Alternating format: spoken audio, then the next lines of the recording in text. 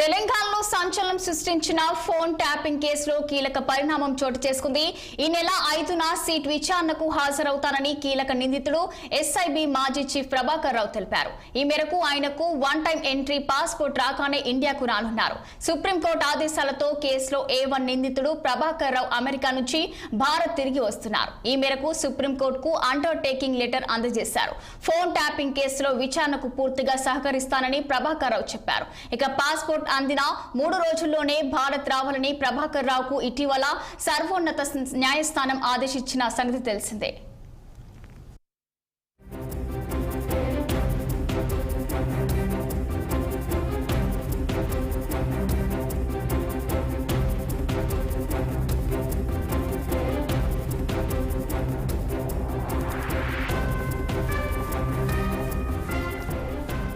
తెలంగాణలో సంచలనం సృష్టించిన ఫోన్ ట్యాపింగ్ కేసులో కీలక పరిణామం చోటు చేసుకుంది.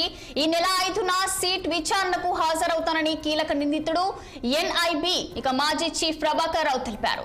ఈ మేరకు ఆయనకు వన్ టైం ఎంట్రీ పాస్పోర్ట్ రాగానే ఇండియాకు రానున్నారు. సుప్రీంకోర్టు ఆదేశాలతో కేసులో A1 నిందితుడు ప్రభాకర్ అమెరికా నుంచి భారత్ తిరిగి వస్తున్నారు. ఈ మేరకు సుప్రీంకోర్టుకు అండర్ టేకింగ్ లెటర్ అందజేశారు. ఫోన్ ట్యాపింగ్ కేసులో విచారణకు పూర్తిగా సహకరించుతానని ప్రభాకర్ రావు చెప్పారు.